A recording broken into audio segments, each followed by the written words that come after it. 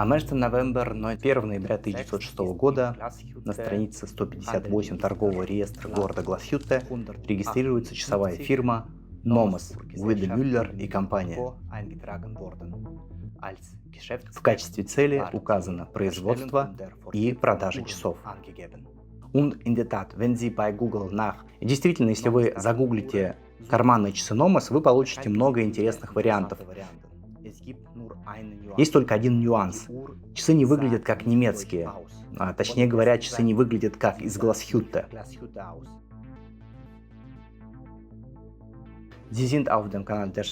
Вы на канале Камни Советов, но сегодняшний фильм будет не про советские часы. Мы начинаем наш большой рассказ про часы из небольшого немецкого городка на границе с Чехией Гласхютте. И начнем с самой молодой фирмы Nomos.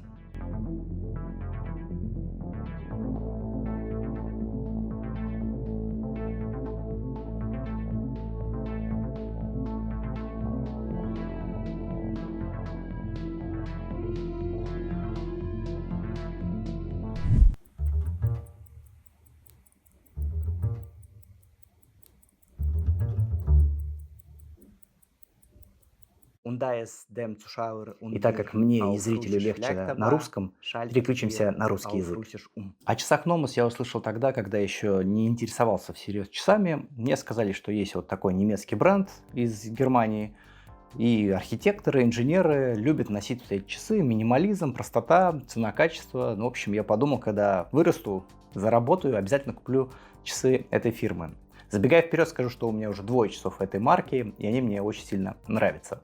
Но для меня, как и для многих, Nomos долгое время оставался банком в Москве. Это тот, который потом стал открытием. Название Nomos и для банка, и для часовой фирмы имеет одинаковые корни. Дело в том, что Nomos — это древнегреческий бог закона, то есть Nomos — это закон, порядок и так далее. Немецкий Ordnung, я думаю, многие знают. И надо сказать, что компания Nomos, которая основана только в 1990 году, пришлось выкупать это название у немецкой земли. Дело в том, что Nomos уже существовал, и это была скандальная марка.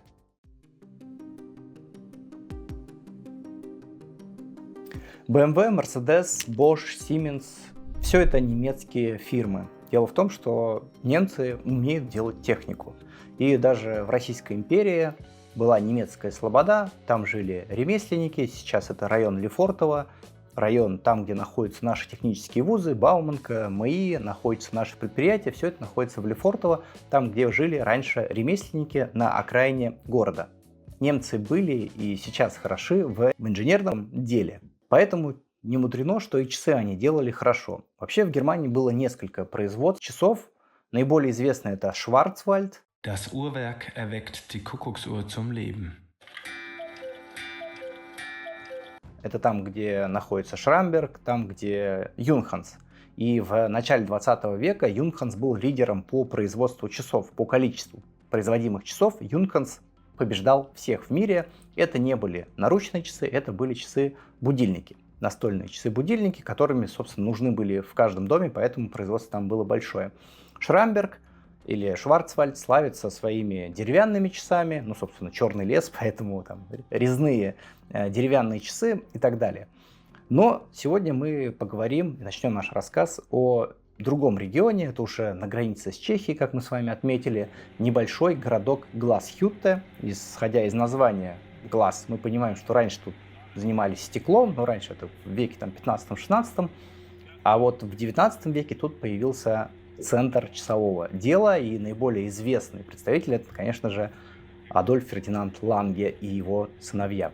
И особенность часов Гласхютте, что они очень сильно отличались от швейцарских часов, и главная их особенность – это большое количество ручной работы. В начале 20 века швейцарцы уже перешли на систему этаблисаж, или, по крайней мере, переходили на эту систему. Когда был развит этаблисаж, это, по большому счету, аутсорсинг. То есть этот делает хорошо корпуса, этот стрелки, этот делает там циферблаты и так далее. Часы получались массовыми, часы получались недорогими. Ну, по большому счету, Швейцария тогда это было, как Китай сегодня, хорошая цена за счет снижения себестоимости, за счет снижения издержек. А вот Glashütte в то самое время, они отличались, во-первых, своей школой. Эти часы выглядели совсем по-другому. Давайте посмотрим, что такое саксонская школа часового дела. Это трехчетвертная платина, то есть большой мост закрывает ангренаж, закрывает колеса. В Швейцарии делали по-другому, делали большое количество разных мостов. Тут немножко понудим, почему, собственно, делали так в Швейцарии. Дело в том, что очень тяжело вам сделать соосность. То есть у вас есть 6 степеней свободы, вам надо все это дело между собой очень точно совместить. И когда у вас много отверстий, это сделать очень тяжело. Но немцы пошли, Ланге, собственно, в первую очередь Адольф Ланге, он пошел другим путем. Они сделали большую платину, а для того, чтобы соблюсти вот эту вот соосность, они сделали специальные такие шатончики. Соответственно, ты за счет того, что двигаешь шатон или меняешь шатон, можешь эту соосность обеспечить.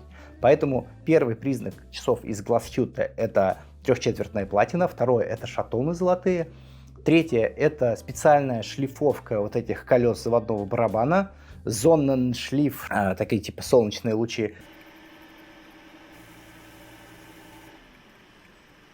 Следующее — это храповое колесо, либо собачка. Ее делали такую длинную, и, собственно, вот эта длинная консоль, она выступала в роли пружины и сдерживала эту собачку. Следующее — это резной мост баланса, то есть там, как правило, немецкие мотивы, цветочки и так далее и тому подобное. И лебединая шея, которая позволяет вам регулировать точность часов, поэтому часы из Glashütte, они были не только красивые, они еще были точные. Исходя из этого, из большого труда, часы из Glashütte всегда были дороже, всегда были престижнее, чем вот этот ширпотреб широкого потребления часы из Швейцарии. Гвидо Мюллер и его Nomos имеют очень общего с Гансом Вильсдорфом и его Ролексом. Оба немца, оба в бывшем успешные предприниматели. Гвидо Мюллер успешно продавал кофе, а Ганс Вильсдорф в Англии занимался жемчугами. И оба они приходят в часовую отрасль, оба раньше этим не занимались, и оба делают акцент на маркетинге, на агрессивном маркетинге, на рекламе и используют такие новаторские приемы в рекламе и в продвижении своего продукта. В 1906 году появляется каталог, там написано Nomos, новая система Glashütte.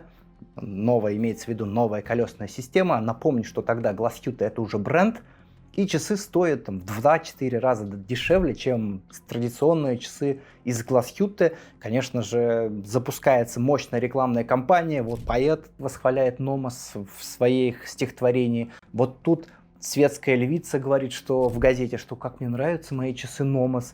Гвидо Мюллер получает от Германа Гроссмана письмо, что часы Nomos действительно очень хорошие. А Герман Гроссман — это директор часовой школы Нешатель, а Нешатель — это часовая обсерватория, собственно, мекка точности, мекка точного измерения времени. Соответственно, со всех сторон идет шквал, что вот в Glashütte новые часы, все их хвалят. Собственно, как сегодня вот любой бренд себя продвигает, вот то же самое делает Гвидо Мюллер в начале 20 века, что приводит в бешенство часовщиков из Glashütte, которые там 60 лет до этого работали, зарабатывали себе этот бренд, сделанный в Glashütte. И так как новая система Glashütte стоила в 2-4 раза дешевле, чем часы Lange или Union Glashütte, конечно же, местные часовщики поднимают бунт, и на это было причины. Дело в том, что часы Гвидо Мюллера не имели никакого отношения к Glashütte. Это были часы фабрики Ретия из Швейцарии, которые полностью поставлялись в Германию в собранном виде. Единственное, что они там делали, они писали Nomos и Glashütte на циферблате.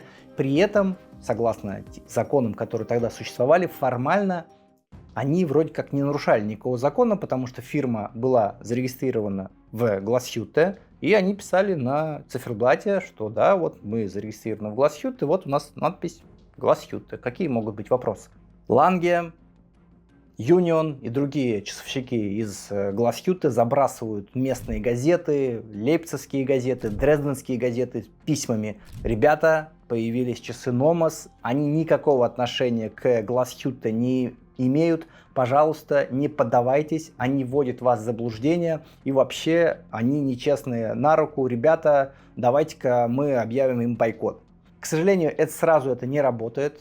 Опять-таки, Гвидо Мюллер отвечает им в открытом письме: ребята, вообще-то давайте-ка посмотрим, что у вас там. Вы балансы сами делаете, а балансы, точнее не балансы, а спираль. Спираль это и до сих пор остается достаточно сложным технологическим процессом. И их делали в Швейцарии несколько фирм. И, например, корпуса не всегда Lange делал сам. Для каких-то дешевых моделей они покупали их на стороне. В общем, все равно какая-то кооперация была. И он пишет письмо: ребят, вы сами вообще полностью весь цикл не делаете. Я тоже весь цикл не делаю. Я купил, я тут продаю. Чего вы ко мне пристали? Я не нарушаю никаких законов. У меня не написано, что сделано в Glashütte. У меня написано, что моя фирма находится в Glashütte. На что немецкие часовщики отвечают: так, ребята, вот Гвидо Мюллер это проходимец, он там вчера продавал кофе, мы тут 60 лет, значит, отрабатывали технологии, разрабатывали подходы, методы, у нас есть своя школа, а Гвидо Мюллер пришел тут продаван и такой хитрый, закупил там 5000 механизмов. Кстати, Гвидо Мюллер красавчик, что он сделал? Он закупил эти механизмы, и у него там партия была типа 5000 часов, и для того, чтобы создать вид, что это старая фирма, что они давно работают, он попросил Ретию добавить 2.0 спереди, чтобы увеличить на 2 порядка порядковый номер часов, который есть, поэтому все экземпляры, которые существуют сейчас, вот этого старого Номоса, у них нумерация не там 5 цифр, а 7 цифр, условно говоря. Гениальный просто, с точки зрения маркетинга и продажи, просто красавчик. В общем, что делал Гвидо Мюллер? Он, вы знаете, сегодня тоже многие это используют, они пишут на товарах там немецкое качество, а при этом сделанный товар там абсолютно в другом регионе. Вот примерно Гвидо Мюллер занимался тем же самым, он вводил в заблуждение покупателей, предлагая при этом достаточно недорогие часы.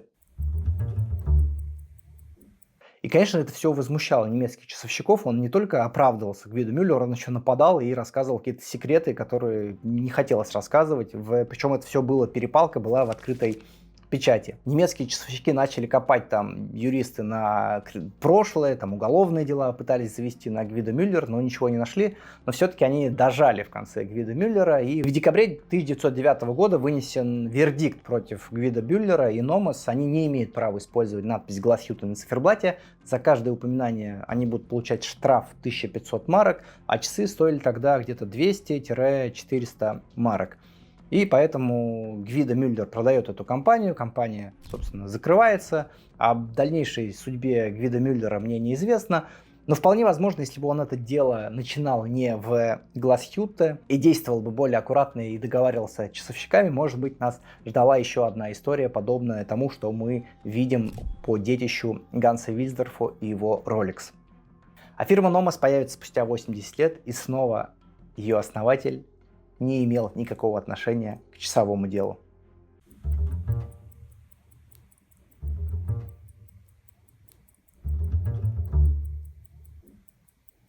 В апреле 1961 года Юрий Гагарин летит в космос, а в августе в Берлине возводят Берлинскую стену. Становится понятно, что окончательно Германия разделилась на западную и восточную. Glashütte находится на самом востоке Германии, на границе с Прагой, и все это дело попадает под влияние советской власти. Часовые компании объединяются в единую структуру ГУП Glashütte, Glashütte Uhren, ББББББ. Не знаю, что такое Б. Glashütte Uhren. И, собственно, осваивается массовое производство недорогих доступных часов. И тут среди моделей, которые производились, наверное, самая популярная — это Spitzimatic, собственно, часы с интегрированным автоподзаводом достаточно тонким. Но сейчас наследники Губа — это считают себя Glashütte, в том числе они перевыпускают часы, например, дайверы, которые выпускались в ГДР. Поэтому говорить, что там все разрушено, все плохо, так сказать нельзя, но были свои особенности, плюс на это навалился часовой кризис, кварцевый кризис. Поэтому даже если посмотреть на часы из Западной Германии, у которых были свои калибры, тот же самый Юнханс, он по факту тоже перестает существовать, он переходит, точнее, в кварцевую эру, и Юнхансы, собственно, они известны своими соларами и так далее. А современные часы Юнханс, по сути, тоже построены на ЯТА и на каких-то базовых механизмах. Производство механических часов там останавливается. В ГДР оно не останавливается, и там сохраняются специалисты. Если посмотреть их интервью, они достаточно тепло вспоминают об этих годах, ну, наверное, потому что там прошла их молодость. В 90-м году Берлинская стена падает, Восточная Германия — это новый рынок, рынок возможностей. Ланге возвращается, наследники Ланге возвращаются в Гласхютте. И в Гласхютте приезжает Роланд Швертнер, это IT-специалист, фотограф, который решает, что вот тут появились возможности, и решает основать компанию Nomos. Fall der Mauer war es möglich, an die Tradition in Glashütte anzuknüpfen. Und das haben wir gemacht. Anfang 90 sind wir rüber und haben dort. Название он выкупает у местной земли. Видимо, он знал, что существует такая часовая компания. И не знаю, знал ли он про особенности этой компании или нет. Так или иначе, название интересное. Основывает фирму и выпускает минималистичные часы. Первый модельный ряд выходит в 1992 году. Они привлекают дизайнера. Дизайнер копает архивы, находит часы Ланге 40-х годов и, собственно, воспроизводит их в культовой модели, которая называется Tangente. Часы, в которые я влюбился и которые я всегда хотел купить.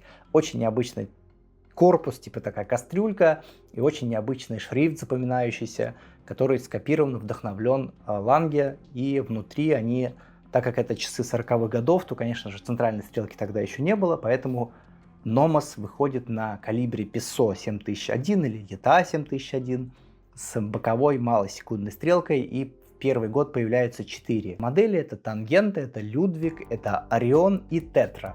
И, собственно, эта линейка, которая 92 года и которая уже больше 30, скоро 35 лет этой модельному ряду будет уже, они существуют до сих пор, что говорит о том, что Роланд Швертнер и дизайнер, они сделали, вот правильно они попали в эту модель, это классика, которая никогда не устареет. И тут любопытно, что история старого Nomos и нового Nomos начинается одинаково, то есть выпускаются часы на швейцарских калибрах, которые преподносятся как немецкие, но справедливости ради, насколько я могу понимать, на первых экземплярах не было надписи Made in Germany. Возможно, переломным моментом в компании Nomos становится 2000 год, то есть это прошло 8 лет с момента основания, когда привлекают новых людей, нового руководителя направления, который отвечает за технику, это Уве Арендт, потомственный часовщик из Гласхютте, уже 4 поколения они занимаются часами. Это вопрос к тому, что в ГДР ничего не останавливалось, и дедушка Уве Арендта делал балансы для Lange und Söhne. А для развития бренда привлекают Юдив Боровски. В 2001 году она начинает отвечать за маркетинг и за продвижение этого бренда. И с этого времени о Nomos начинают узнавать многие. И с этого времени часы Nomos потихонечку начинают расти в цене, потому что они обзаводятся своими калибрами. И потихонечку они начинают ETA 7001 модернизировать. Появляется какая-то отделка, появляются круги, цвет меняется, появляются признаки часов из Гласхютте, о которых мы поговорили, и в итоге все это выливается в Альфу. Колесная система, конечно, безусловно, в основе остается 7001, но они ее переделывают, и часы становятся из Гласхютте. То есть, в отличие от старого Nomos, они идут в сторону того, что наши часы из Гласхютте. Они не то, что сделаны в Германии, они сделаны в Гласхютте. 3/4 платина, собачка, специальная шлифовка вот этих колес, которые заводного барабана. Все это дело действительно выглядит красиво. На этом они не останавливаются, они продолжают разрабатывать механизмы, привлекая для этого разных специалистов из среды. И, в общем, все идет к тому, что сегодня Nomos — это одна из молодых и честных мануфактур, которые не прячутся за свою историю, а действительно делают интересные механические часы. И тут надо отметить, конечно же, их автоподзавод. В ролике про самые тонкие часы мы немножко про него говорили. Это один из самых тонких автоподзаводов, массовых, доступных, которые есть на рынке. Там что-то 3,5 мм с периферийным автоподзаводом. В 2014 году они представляют свой собственный спуск. То есть они уже точно говорят: ребята, мы 100% мануфактура, мы 100% крутые. У них становятся очень крутые соцсети, в запретограмме, в других соцсетях они очень красиво подают картинку. Студия находится у них в модном Берлине, поэтому у них очень необычная линейка цветов, вот этих фирм. В Гласхютте делают классные механизмы. Вот я говорил 3,5 мм, нет, уточнил 3,2 мм, всего лишь часы с автоподзаводом. Сегодня у Nomos множество наград, Red Dot, Гран-при Женевский в 2018 году с часами Neomatic, Гран-при Хоралжери де Женив 2018 года. Константин Чайкин забирает приз за дерзость со своим клоуном. Мне приятно, что я первый человек из России, кто находится на этой сцене. А Марко Номос забирает приз в номинации «Вызов». Tangente Update ist Tangente Update — это улучшенная версия нашей классической модели Tangente. For me, this watch show Для меня эти часы показывают, что мы в Glashütte немножко отличаемся от вас тут в Женеве. here in Geneva. Glashütte is Glashütte маленький, но он превосходный. We are Мы different, другие. but no less refined. Немецкая инженерия, высокое часовое искусство Glashütte и потрясающий промышленный дизайн. Эти часы объединяют все эти характеристики. И тут я хотел бы добавить, что не только эта модель, а для меня вся линейка Nomos, она объединяет вот эти три составные единицы. И это для меня секрет успеха этой марки и почему я эти часы люблю. Инженерное дело, высокое часовое искусство и потрясающий промышленный дизайн. Более того, у Nomos даже есть свой турбион, они его делали для Wempe. И что мне нравится, они не стали представлять свою линейку с турбионом, потому что, видимо, это не подходит под их, как это модно сегодня говорить, ДНК. Они работают вот со своей минималистичной такой линейки. У них есть дорогая лямбда, это часы там в золоте, очень такие минималистичные, красивые, с тонкими стрелками. Но основная линейка, и за что их, собственно, любят часовые энтузиасты, это часы начального уровня. Да, для нас, наверное, это уже дорого, то есть раньше они стоили по 500 евро, когда они использовали сторонние механизмы. Сейчас это уже, наверное, старт от 1500 евро. И более того, они никогда не были официально представлены в России. Но иногда они появляются на Авито, и так как мы про них мало знаем, это хороший способ урвать интересные часы. Но опять-таки, если это какой-то сложный механизм Nomos, то и обслужить их будет достаточно тяжело, и не везде за них возьмутся. Например, вот за мои часы, я их относил, сказали, что репассаж будет стоить 30 тысяч рублей. Я такой подумал, да у меня часы все остальные дешевле, чем стоимость репассажа. Полную версию видеоролика смотрите на Boosty. Boosty — это в первую очередь возможность поддержки автора. Также подписывайтесь на телеграм-канал Камни Советов, там контент, которого нет на ютубе. Марка Nomos появилась в 1906 году. Перезапустили ее в 1990 году. И как будто бы при этом учли все ошибки, которые были в начале. Часы Nomos — это самые доступные часы из Glashütte. Это самые доступные, честные часы из Glashütte.